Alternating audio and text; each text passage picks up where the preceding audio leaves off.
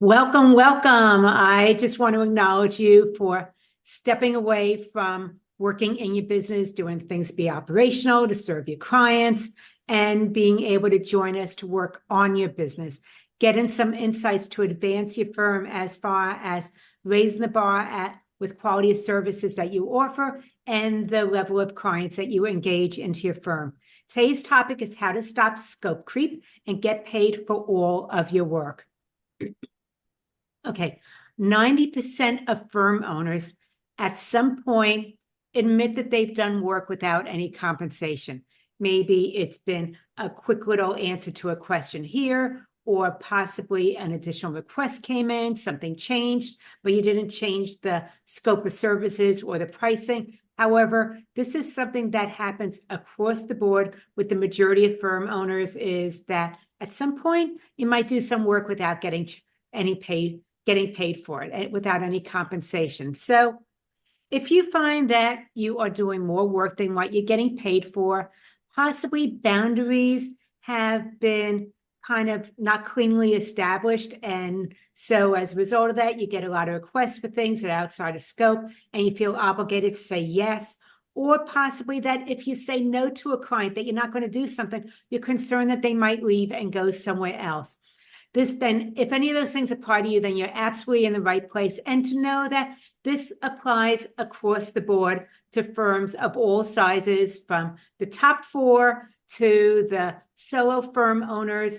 Everybody deals with this at some point or another. Steve, go ahead and introduce yourself. Lauren, I'd love to. So, hi, my name's Steve Fogelman. As you can see by the last name, Lauren and I are related. We have been life partners, business partners for many years, and I am a therapist turned business coach.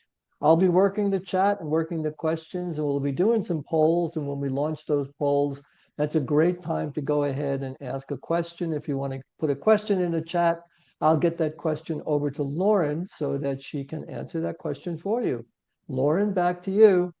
Thank you. And if you're meeting me for the first time, I'm a sports psychologist turned business coach. And what I found is that our education gave us a lot of the tools to kickstart our careers, but also prepared us to be an employee working for somebody else instead of a business owner. And because that, there are some gaps in order to have a business that you run instead of one that runs you. The very first one is how to communicate value in order to attract those quality clients to you and distinguish yourself from other firms that are doing something similar. The second one is how to separate your fees from time if you no longer want to charge based on time. And the third one is how to be able to enroll clients when you might not like the sales part. So those are three things that firm owners can benefit from: is communicating value, separating their fees from time, and also how to be able to do those consultations when you might not want to be salesy. As you can see, I've been named as one of the top 22 business coaches by HubSpot, and that is my Amazon #1 bestseller, The Success Solution. Yes, that is a common response, especially when you're client-centered, to when those additional requests come in. But a lot of times, saying yes without anything else being adjusted is going to take a toll on your firm, whether it's you or your entire team, by adding to capacity without affecting the revenue that goes along with that. So we want to make sure that things are aligned and transparent so that if you're doing more, especially adding more value, you're getting compensated for that as well. What we're going to cover today is stop doing more for free, boundaries that clients respect, and get paid for every service. I will absolutely give you as much as I possibly can in a short period of time that we have together. If you want to have a further conversation about how to be able to apply this to your firm, I'll show you how to do that as we wrap up. Well, Lauren, what are the steps to take charge of your firm and get paid for all the work that you're doing? Well, this comes right from the Raise Your Rates formula, which I teach my clients. I talk about all the time. And the first step out of the 5 is high value clients. So what makes someone a quality client that is a joy to work with, as opposed to one of those clients that you have regrets that you ever brought on? So we want to be able to intentionally fill your firm with more of those quality clients instead of the ones that create stress, frustration, and headaches. And the second one is once you know what those characteristics are, the quality clients, how to be able to use the right words to grab their attention so that they want to know more, because now you're communicating from something that's of value to them instead of just talking about the tasks, the work, the reports, and the compliance side of what you do. Number 3 is looking at getting away from the a la carte laundry list of all the different services that you do and bundling or packaging your services together so that they are outcome focused and each package serves a particular purpose that is of value to the client. Number 4 is value pricing. That is where you're shifting away from time-based fees, whether it's an hourly rate or a fixed fee, and over to value pricing, which prices what is important to the client instead of looking at what is important to you, which is your time and your operational costs. And then the last one is consultation mastery.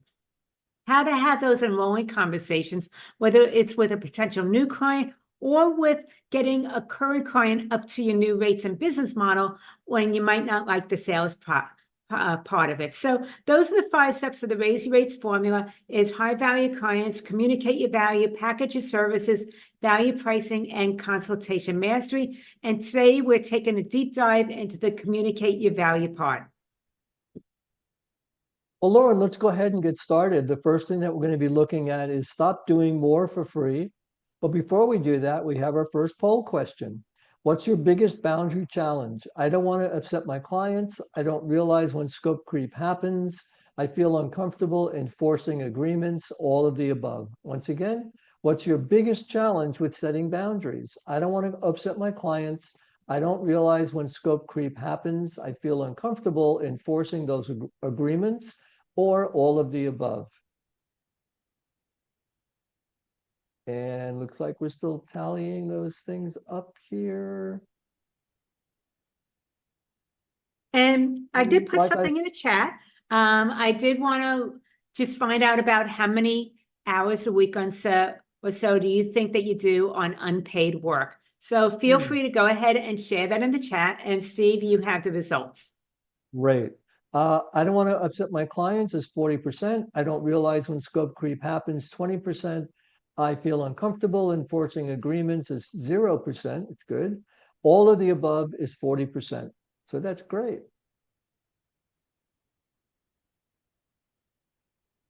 And Lauren, many firm owners struggle with boundaries. What's the biggest challenge that they face? Well, I think it's more about mindset, because if you think about it, when you first started out in your career, you were working for somebody else as an employee, and you were obligated and expected to say yes to all requests. So that might have now carried over into your firm, where you see that as being a good customer service, you're client-centered, you care about making a difference for your clients. And so when all those different requests come in, you naturally go back to that old role of saying yes to everything, because that's how things started out when you were working for somebody else. So it's something to think about. But the other part to consider is, as you go from an employee to a firm owner, the mindset needs to shift. Otherwise, you have a firm that ends up running you, and it's not as profitable as it could be, as opposed to one that you are running, and that could be highly profitable, where it supports your lifestyle instead of draining sometimes the life out of you. Lauren, I also think that it comes down to fear of losing clients, avoiding those tough conversations, or simply not recognizing when scope creep comes, when it happens. Yep, absolutely. And scope creep, actually, we're talking about, is a reality for many firms. It often starts small and then escalates over time. What are the main reasons that scope creep actually happens? Well, I think that you mentioned something really important, Steve, is that it's usually a small request here, or maybe a client has expanded the business and it happens there. But there's 3 different sources as to how scope creep happens. And it's not all about the client. First of all, you see what's going on in the business and you do something a little bit extra because you know that they need it. So that could be that you just started doing more without them even requesting it. The second one is that the client made a request and asked you to do something without any intention or thought about whether that might be included or not. They just made a request and nothing changed. So now you're doing something, and it's part of what they're paying on a monthly basis, especially affected if they're being charged a fixed flat rate every month. And then the last one is the package drift, where you had a defined set of services, but over time they grew, they need more, things changed, and what was originally in the package has now expanded. And it might not be that you're doing more for them, but their business grew. So maybe they now have more bank accounts, or they have more credit cards because they added employees or transactions. So it might be that you're still doing the same functions for them, but it's expanded because of the fact that their business has grown. So those are the three ways that scope creep tends to happen. Well, Lauren, because it expands gradually over time, it actually tells clients that extra work or additional requests are okay.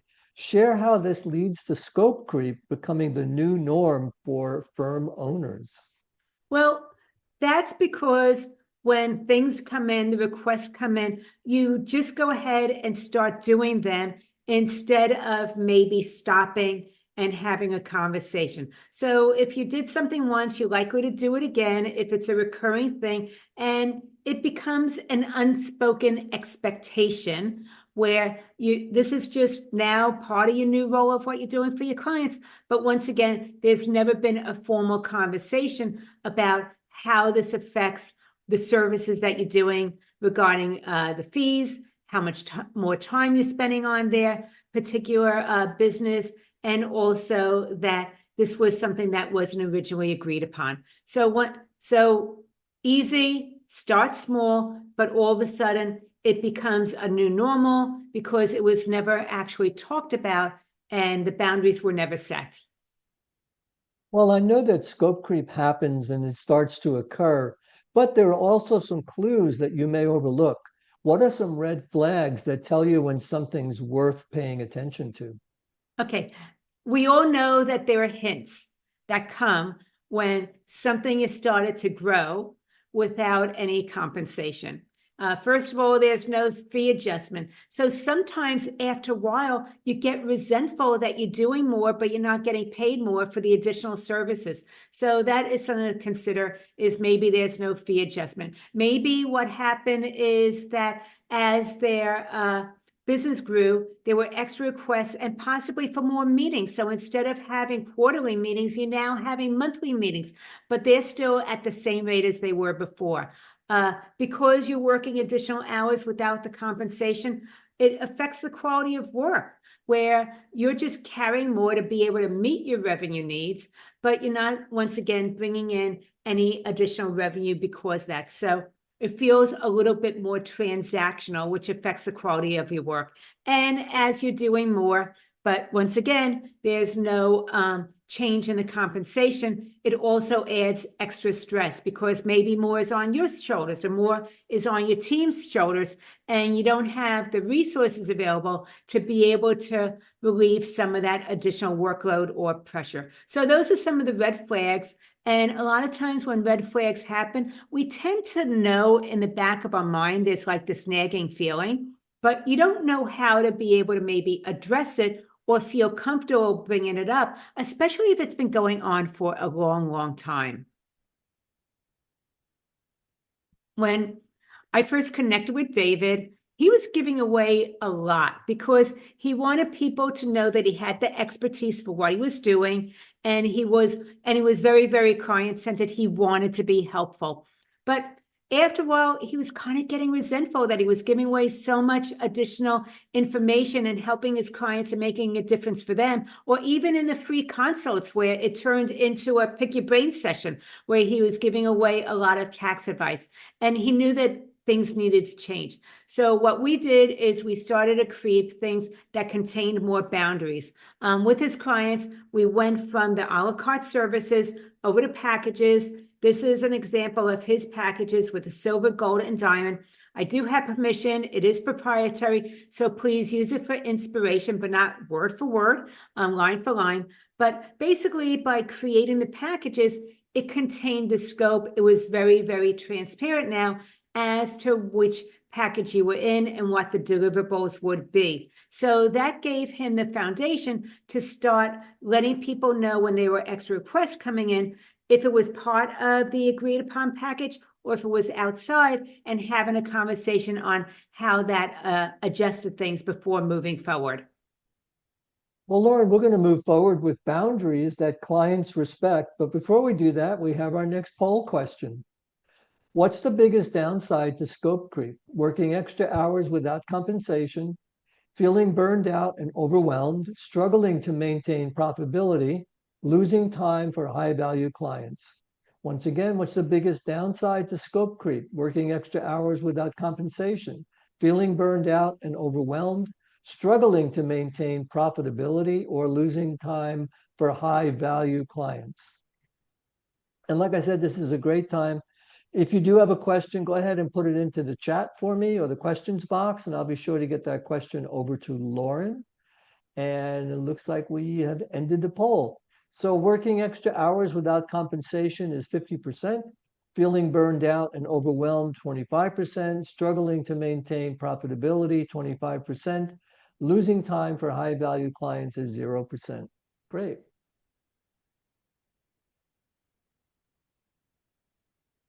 Tell me, Lauren, what is all about this 52 and 15%? Well, the PMI report has done a survey of a lot of different firm owners and found that about 52% of projects expand beyond the original scope. So once again, a project comes in, you're engaging with somebody, you have an idea as to what you want, and then suddenly the scope starts to expand. Either it's because you're finding things as you start going through the project, or the client is coming to you with some additional requests, or suddenly the outcome that they want has changed and they want to go in a different direction. So those are some of the top reasons. And would love to hear from you is what are some of the reasons that your projects have an expanded scope? So putting it in the chat, would love to know what are some of the reasons that your projects might have had an expanded scope. And the other part of it is that studies show from the CPA journal that about 15% of client work goes unbilled. Now, if you're thinking about that and your revenues, I mean, if you're bringing in, let's go with easy numbers, $100,000 a year revenue, that is $15,000 that is going unbilled. If you now multiply that by whatever your firm's revenues are, that's a significant amount of money that where there's work. And if your team is doing the work, that's like a double whammy, because not only is the client not paying for that, but you're also have payroll responsibilities. So it's something to think about, is that when you're doing work without compensation, that there is a lot of costs. Some of them are obvious as far as time goes, but some of them might be hidden also. Well, Lauren, I know that you're a firm believer of service agreements and how they help to prevent scope creep from starting. What do you suggest including that would prevent scope creep? Well, some of the things to think about is the more that you have really this very, very clear service agreement of what's included and what's not included, it creates transparency. And it gives you permission then to go ahead and have a discussion when an additional request is coming in. So once again, in your service agreement, be very, very transparent about the different functions, the tasks that are included, and also go ahead and drop in there what's not included so that everybody is in the same situation. Number two is explain in your service agreement about change order process, because of course there will be scope creep where there's additional requests coming in from your clients, and you want to be able to have a process in place that they're aware of, so when they're making that additional request or something has changed, They know that there might be a conversation or something to consider, or maybe additional fees before you go ahead and do that, fulfill that additional request. The next thing is communication. When there is this request coming in, how do you communicate with them? Are you going to be doing it by email? Are you going to be having a conversation with them? And if so, what does that look like? So that it remains very, very client-centered, as opposed to it being where it puts maybe your clients a little bit more on the defensive, or that they avoid talking to you because it's all about the fees as opposed to the benefits that they're receiving for you doing this additional work. The other part is you want to have a process or a system in place for when these additional requests come in, of how you price them. Maybe you have a pricing menu that you have in the back end of your firm, or you have a script available for how you're talking with them about the additional pricing and what that looks like before moving forward. But you want to have some type of system in place that gives you an idea of how to price different requests that come in, especially the most common ones, so that you know how to follow through, and you're more likely to actually follow through when there is a system than when you're making it up each time someone has an additional request for you. And then the last one is confirm and critique. What this means is that instead of having the original agreement and then not reviewing where things are with your clients year in and year out, and as a result of that, of course, the scope expands, but the fees don't keep up. What you want to do is have a system in place in your firm where you're doing regular reviews of your client files. So that might be every 3 months. It might be every 6 months. It ought to be at least once a year, where you're reviewing the scope of work to make sure that the scope is staying within the boundaries of what you originally set or being adjusted, and that the pricing gets adjusted as well. And that way, this prevents you from having more client work happening, but you haven't made a change in their pricing for the past 6 years. Well, Lauren, you just gave some great guidelines on how to prevent this from happening. What about once you realize that the scope has expanded and you want to deal with it without offending your clients? Well, the first thing is having awareness. And this means that you need to be aware of when something might start changing, and that you want to bring this attention to your client also. And I'm giving you here a really nice script that you can use for an email to a client when an additional request comes in, and the logic behind each section of that email. So once again, you want to bring it to attention. You've asked for something else. It's different than what we are currently agreed upon. And we want to make sure that we're all on the same page. That just talks about having transparency on both sides. And then the next thing is that review and recommendation. So you want to be able to explore with them what it is that they actually want, because sometimes with what they request, there might be, and what they want the outcome to be, there might be a better approach that is better suited for that client, but you are aware of that because this is your area of expertise, and they might not realize that those other options exist. So instead of just taking these requests at point blank without questioning them, I would actually recommend having a conversation with them or reaching out to find out what they want to achieve and why this is important, because it might be a better way forward.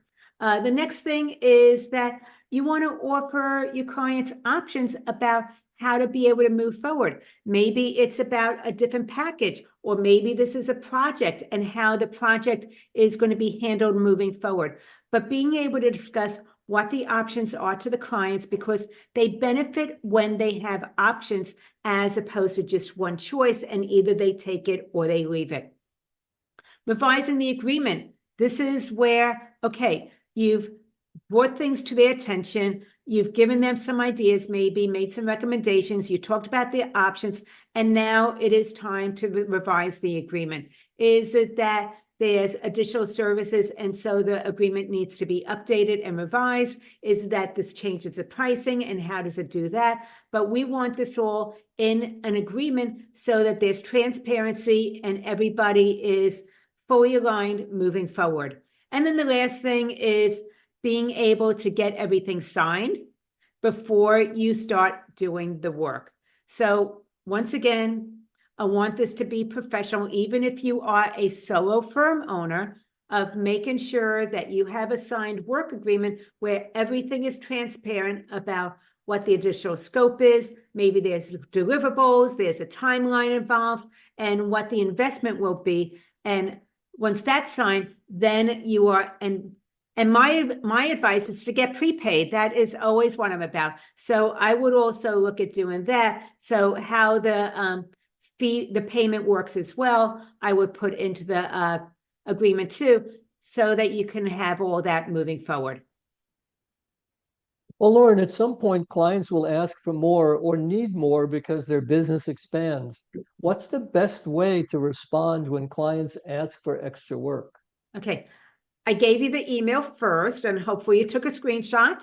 And then now I want to be able to give you some of the easy scripts. The very first thing is acknowledge and validate. That's almost the first step in everything, is bringing it to the surface, having transparency around it. And when they are making an extra request, or possibly when you become aware that there's something additional that you need to start doing for them, being able to acknowledge it. It's great that your business is growing, and as a result, you have some additional needs that you didn't have when we first started working out. So this is a very client-centered way of acknowledging that something is changing. You want to acknowledge that this is because of them having growth, and as a result of that, there's some additional things that you need to be doing for them now that you weren't doing before. The next thing is clarifying. Saying that we can review what are these additional requests that you're needing, and then we can look and see if this fits into your current package or if we need to make an adjustment. So it's not about, oh, we're going to charge you more right off the bat. This is about, we want to be able to review with you what it is that needs to be accomplished, and then we can decide, does it fit in the current package that you're offering, or does the fee need to be adjusted? And it might be that this is a two-step process, especially if they're looking for something more complicated. Maybe you're having that initial conversation about what they want to achieve and what they need, and then you're coming back with them to let them know whether it can fit into the package or whether things need to be adjusted. And then finally, the clear next steps. Be very, very clear about what it is that you ought to be doing and what the pricing is.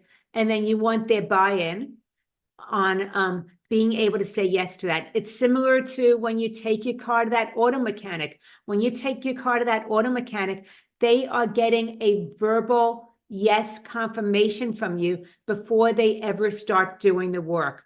And that's what I want you to think about also, is getting that verbal as well as that work agreement signed before you start doing the work, so that once again, there's transparency all the way around. So once again, this is the script for you to use if you want it to be a conversation. It's great that your business is expanding, and because of that, there's some additional things that we need to look at. Clarifying the scope is that let's go ahead and see whether this fits into your package, or if this is something that is beyond that and that we might need to change it or alter it, or that this might be a separate package. And then the next one is, okay, depending on what works best for you and what we agree with, we're going to either update the existing package or we're going to set this up as a new project. We'll send you the work agreement. Once that's signed and the investment is made, we will go ahead and move forward. With Susan, she is very, very client-centered. She wants to be able to delight her clients. And as a result of that, she says yes to a lot of things. But she realized, because she said yes so much more often than she ever changed her fees and adjusted the scope, she was working a lot of hours, and it was taking a toll on her. And over time, as that happens, it's natural for resentment to come up also, as you're doing more, but there's no additional compensation. So we went ahead and we started implementing the value pricing formula that I shared earlier, and bringing your attention to cleanup number one. If she would have originally done it with her way, she would have calculated how many hours, she would have multiplied that by her hourly rate and come up with $1,500. She underestimated 100% of the time. And then she would have been doing some additional work without any compensation. We had a very, very quick conversation about the value from the client's perspective, and we came up with doing that same exact project without any additional deliverables for $7,900. So she was very, very nervous about having this conversation with her client about what the investment would be, the $7,900. But I gave her a script. She followed it. And even though she was nervous, she was able to just follow the script. They said yes. When they did that, she practically fell out of her chair because she wasn't expecting that, because it was so nerve-wracking for her. But it gave her awareness that her clients weren't as price sensitive as she thought that they were.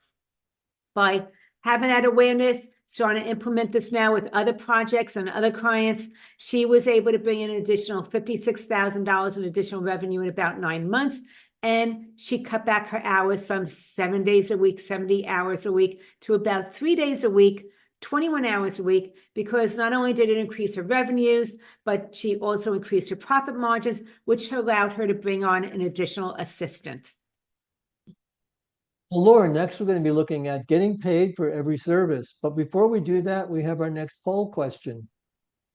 How do you handle client requests? I do the work without charging to keep clients happy. I struggle to enforce boundaries. I clearly communicate and charge for additional work.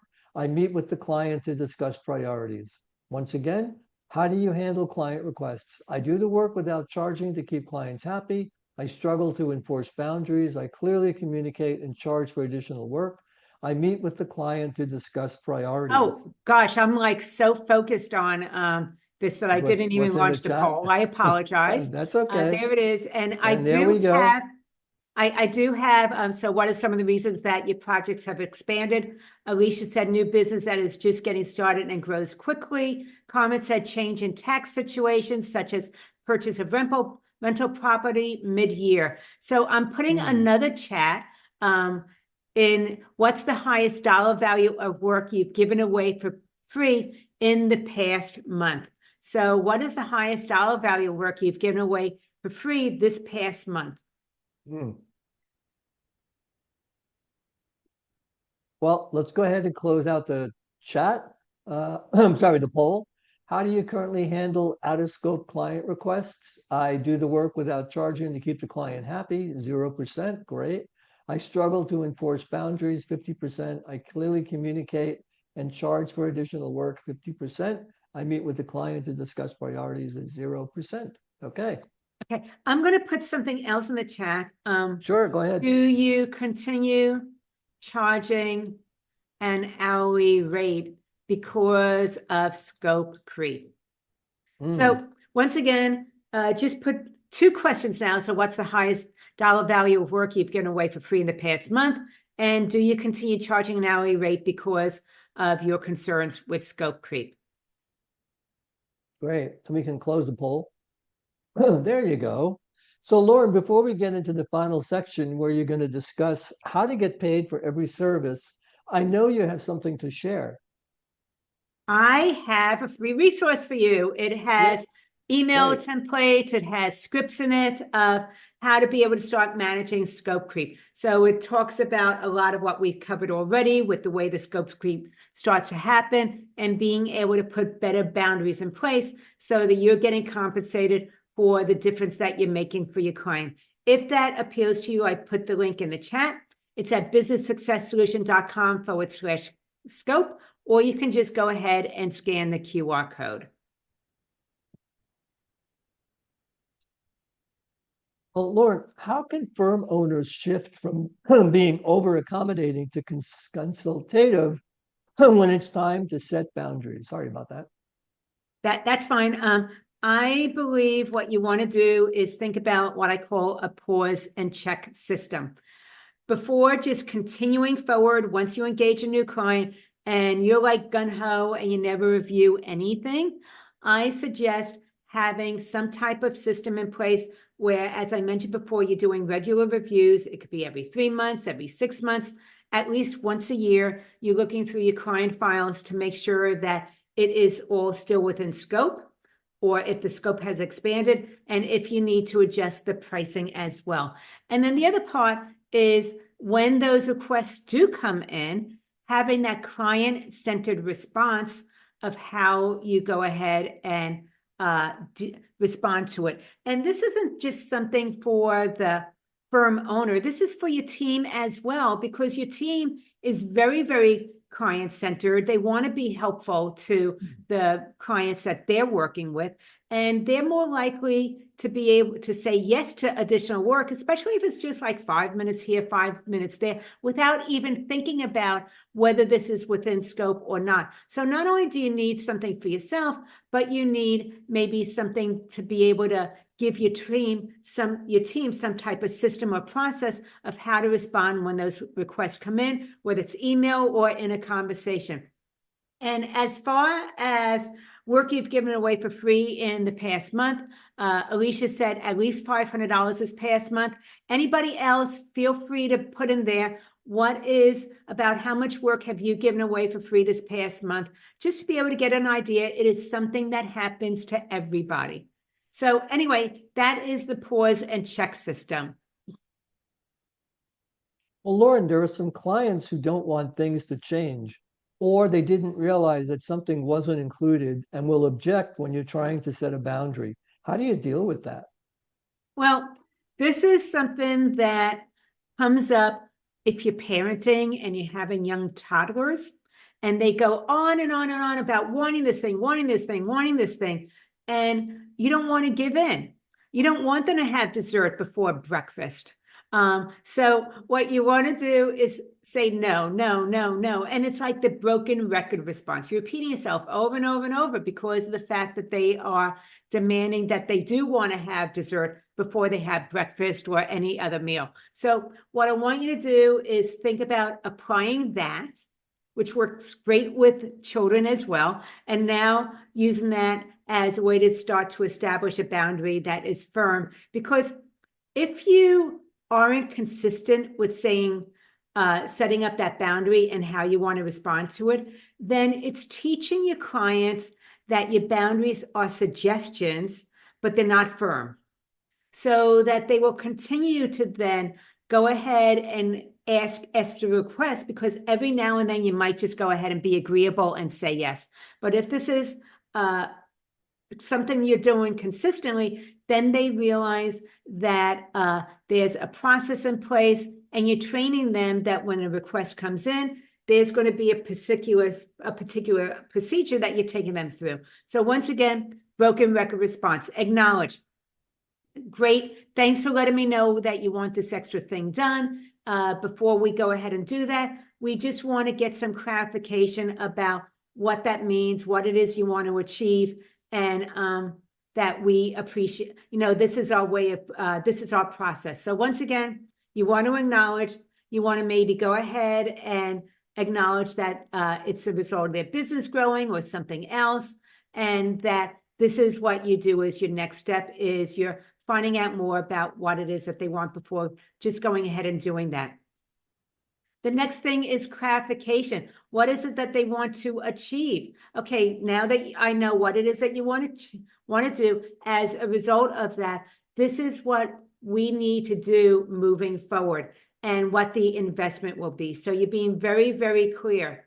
And then the solution is, okay, we will now go ahead and this is what we recommend. Are you in agreement with that? Great. We will go ahead and send you that work agreement to move forward. But you want to do it consistently. And that's why I have that broken record response, is that this is something that you repeat, because some clients, and you probably already know who they are, will continue to ask for something additional without expecting any compensation for that additional request. So when you're consistent, you're training all your clients that this is what your process is. And eventually those clients that are the ones that most frequently come in with the extra requests are going to realize that they can't get additional services without any additional compensation attached to it. Well, when should firm owners raise their fees versus setting new boundaries? So it's they're complementary, and I just want you to have an awareness. You want to raise your fees if you're doing something additional as far as providing a service. Maybe you are now giving them additional reports or insights, or a quarterly meeting is now a monthly meeting. That is when you want to go ahead and raise your fees. The boundaries is when a client is asking for more and they don't have any thoughts about whether there's an additional charge or not. They're just making a request. So once again, if you are already doing something additional, then you want to go ahead and raise the fees. If the request is coming in, you want to remind them of what the scope and the boundary is before you go ahead and move forward. And I just want to check in if anybody has any questions, anything that they want to be able to maybe clarify so that they can, so you can have a better boundary in your firm and not as much of the scope creep. And this way you're getting compensated for all of the work that you're doing for your clients. So does anybody have any questions or anything that you want to have clarified?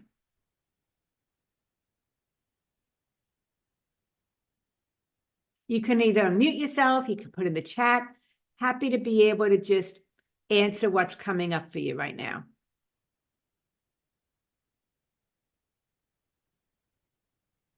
Well, let's move forward, Steve. So what are 3 things that firm owners can do today to take control of the scope creep? Well, I think the very first one is when you have the capacity, you're not in busy season, I suggest you do a client analysis. You will be amazed at what you do when you do a very thorough client analysis. You're going to see what the profit margins are with your various clients. And it's probably going to be all over the place. There's going to be some clients you'll realize that the scope has expanded so much that you're actually compensating or subsidizing their work. They're in the red. They're not profitable whatsoever. It's a negative. So that is something to think about. You might have some clients where you're actually going ahead and you're the one that is compensating for their work with you.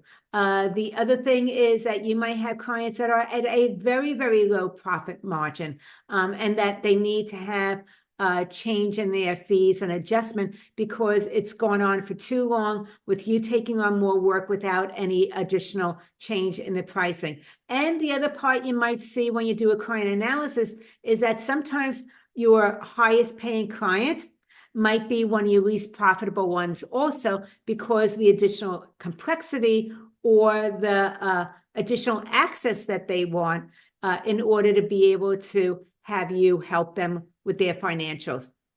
So that's the first thing I suggest, is doing a very deep client analysis to realize what the profit margin is with your clients, so that you can start to be very intentional with making some corrections. The next thing you want to do is maybe you need to communicate with them somehow now. You need to either use the templates for the email that I gave you or the scripts for the conversation that I had, to be able to open up this conversation and let them know that you're doing additional work more than what was originally agreed upon. And you need to have a conversation with them to move forward to review what it is you're doing for them and what the investment is for continuing with those additional services. And then the last thing is the change order. You want to be able to have a process in place so that you can update agreements and let them know very transparently that when these additional requests come in and you're doing additional work, that this is how you're going to change the work agreement, so that you just don't need to wait till the next year to update their work agreement with you. You can go ahead and make adjustments as you're adjusting your workload for them. So once again, you want to do a client analysis when you have more capacity. You will be shocked with what you find. And then you want to have a way to communicate with them, that you want to be able to review what it is you're doing with them and the scope, and make any adjustments necessary in the work agreement as well as the pricing. And then you also want to put in place for change orders so that you don't need to wait till the next year when you're doing the review. As the changes come in, you are modifying the work agreement with your clients. So that's a way to start moving forward immediately, is to be able to have these first steps in place.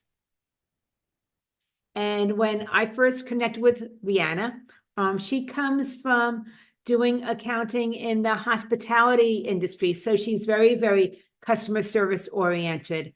And as a result of that, she was working a lot of hours.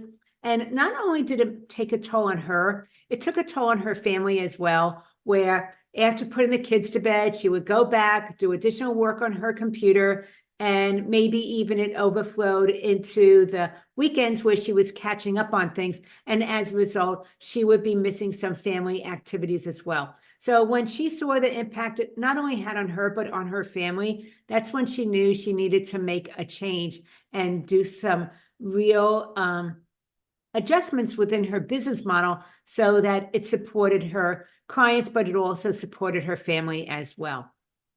Once again, we created some packages to be able to go ahead and have better boundaries with her clients. And she had a silver, gold, and platinum. With her silver, it was for the smaller businesses that wanted compliance only. The gold was for clients that had more complexity and wanted a little bit more insights into their financials. And then the platinum was for clients that maybe had multiple locations, maybe multiple businesses, real estate investments, and they needed more of outsourced CFO level services. So this created boundaries for her, and it made it easier for her to address when those out of scope requests were coming in, whether this was part of the package or not, and how to be able to address it when it was outside of the package and what was included in it. So this is something you can do for you and your clients as well. Lauren, what we covered today was stop doing more for free, boundaries that clients respect, and get paid for every service. That was great. And Lauren, you really shared a lot. What do you have for firm owners who want tailored solutions to manage scope creep and set boundaries with their clients? Well, first of all, I know that this is a very busy time of year for you. So I appreciate you taking away from working in your business to be able to join me today, work on your business, get some advanced tips, some insights so that we can make sure that not only are you deeply serving your clients, but you're getting well compensated for that difference that you're making for them. And if you felt that you got value from our conversation today, you want to have a further conversation about how to be able to implement this into your firm, then go ahead and let me know. You could go to businesssuccesssolution.com/let's talk. I put that in the chat as well. Or you can go ahead and scan the QR code to let me know and get that all started. Anyway, thank you so much. I appreciate you joining me today, and I look forward to our next conversation. Take care.